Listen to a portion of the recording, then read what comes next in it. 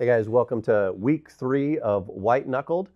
Hope you guys are enjoying the group conversation. This weekend we talked about the dreaded church word of tithing. Oh no, the pastor's talking about money. But in that, really, we're talking about what God wants for you, what God wants for me. God wants to bless us in lots of different areas of life, but blessing from God comes from putting God first in different areas. We want the blessing in a certain area, whether it's work, whether it's in relationships, whether it's in our finances. You put God first, you trust God with that, and God blesses us. Now, I wrestle big time when it comes to money, and not just giving money like I do it because I'm supposed to, right? But I wrestle with it because it's a source of anxiety for me. It's one of those things that I feel like I need to control this, and I want to cling to it and have power and leadership over this thing. And so what happened to me in my marriage, my wife and I, we would drive and we would talk about finances, and then I would start to have these panic attacks. We'd be driving down the freeway, and we had 3 little kids, like all in diapers at the time, and we were trying to figure out life as a young family. And my wife, she had taken time off of work to focus on the kids, so we had less income. And anytime we'd talk about money, I'd start getting heart palpitations. And it was always when we were driving. And so we'd pull over, and I would think like, am I having a heart attack? What's going on? Found out later I was having panic attacks. And the trigger was, we thought, is it the car? Is it the freeway? It was the conversation. See, because we were a young family, we were so busy going from place to place. It was only when we were in the car that we had kind of this captive, the kids are all in car seats in the back, and my wife and I are right next to each other, and that's when we would talk about money. It's when we would talk about finances, and it would trigger these anxiety attacks. And I had to go through this long journey and get a lot of counseling and pay a lot of money to get some help from people outside to help me get through this season of anxiety and realize that I was clinging to control over money. One of the greatest areas that we have a tendency to cling to is our finances.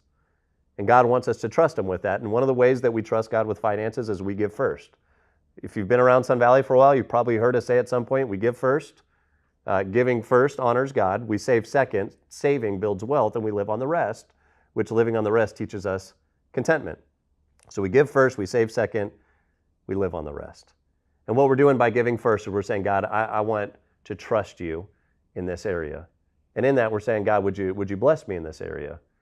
But it's not just about, okay, if I give, God's going to give me more money back. That's not what the Bible teaches. But God does bless us when we trust Him with our finances. And so He even challenges us. In the very first kind of challenge of tithe in the Old Testament, in Malachi chapter 3, God speaks through the prophet Malachi, and He says to the people of Israel, He says to them basically, hey, when it comes to tithes and contributions, are you guys gonna hold back? Tithe literally means 10%. Are you going to hold back that 10%, or are you going to trust God? And God says, bring the full tithe into the storehouse, that there may be food in my house. And thereby put me to the test, says the Lord of hosts, if I will not open up the windows of heaven for you and pour down for you a blessing until there is no more need. God says, you can trust me. To the people of Israel, you can trust me with your tithe, with your 10%. You can trust me with that, and watch, put me to the test. Nowhere else in the Bible does God say to put Him to the test, except for right here.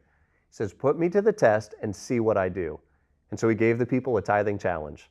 And so we still do this at Sun Valley. We invite people to put God to the test, to trust God in the area of finances and see what God does with it, to see if God won't pour out blessing to take care of the needs that we have if we would trust Him in this area. Now, I know this is a sensitive topic, and so let's talk about it in groups. Why do you think it is a lot of different areas that we're willing to, take some kind of a step to show our faith, but when it comes to finances, this has just a stronghold on a lot of us. This is a real touchy subject. Why do you think it is, good, bad, all of that, why do you think it is that we have such difficult time letting go of control of finances? What is it about this one area that we struggle?